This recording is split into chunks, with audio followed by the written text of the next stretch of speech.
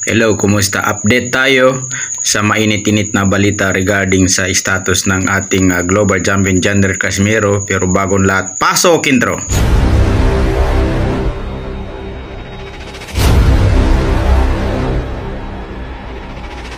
Ladies and gentlemen, please make some noise for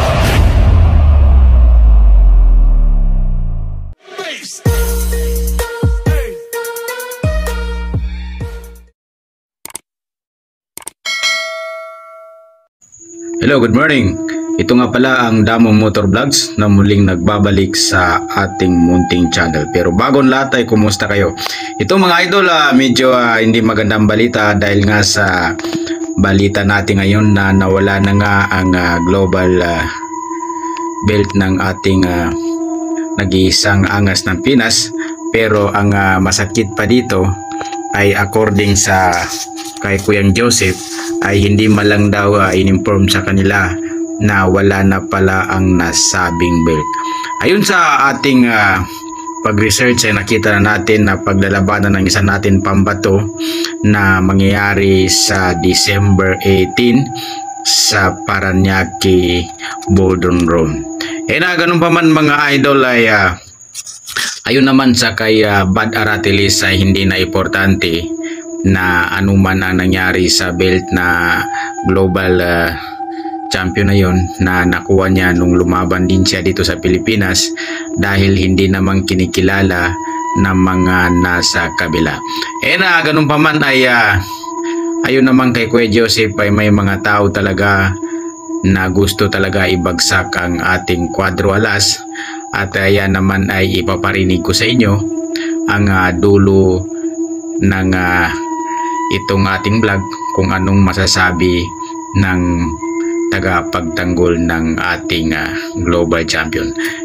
Para naman sa akin ay alam naman natin na noon pa ay hindi talaga maganda ang relasyon na nasa kabila dahil totoo naman talaga na isa sa mga kilalang vlogger na nakapag-reaksyon na kaya palang lakarin. Yun naman po ay courtesy of ating idol na si Pau Salud. Dahil base doon sa interview ay medyo nagkamali nga yung sagot ng in-interview niya kaya yun na nasabi niya na kaya palang lakarin. Ganoon naman talaga sa mundo ng boxing ay meron talagang mga time na may politika talaga na nangyari. Na tungkol dito sa ating napag-usapan ngayon na ang paalam kasi nito na na-strip daw ang belt ng global champion na the only one Jandrel Casimero, ang angas na Pinas ay walang iba kundi ang side sa MP Promotion na si Silver TV Boys. Ganun man mga idol kahit anuman ang mangyari sa ating global champion, sabi ni Kuya Joseph ay ang importante ay may paparating siya na laban.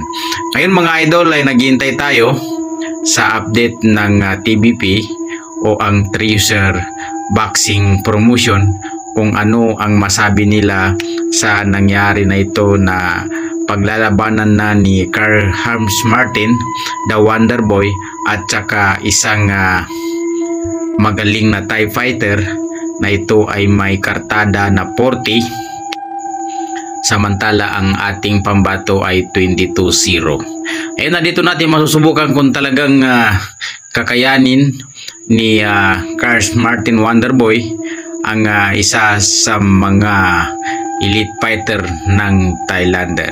Hindi natin mabanggit ang pangalan ng Thailander mga idol, pasensya na kayo dahil mahirap kasi banggitin.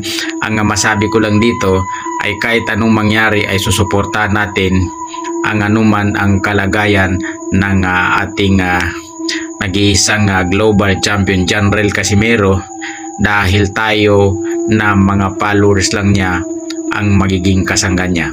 Kung nagustuhan po ninyo ang ating update regarding sa pagkawala ng belt ng ating Jandrel Cuadro Alas na sabi nga nila ay nilaka daw ng mga ayaw sa kanya. ay baka naman pwede ako makahingi ng isang like and subscribe para sa Damo Motor Vlogs nang patuloy tayo mag-update sa inyo at may paglaban natin ang ating nag-iisang angas ng Pilipinas. Isang napakagandang umaga sa inyo and mabuhay ka, Cuadro Alas. May laban agad si Martin. Nadali na makuha ang belt ni Champ Tata. Inabangan. Yan po yung usapan ng mga tagapagtanggol ni Cuadro Alas. Ano masabi nyo and pa-comment na mapag-usapan natin. Maraming salamat.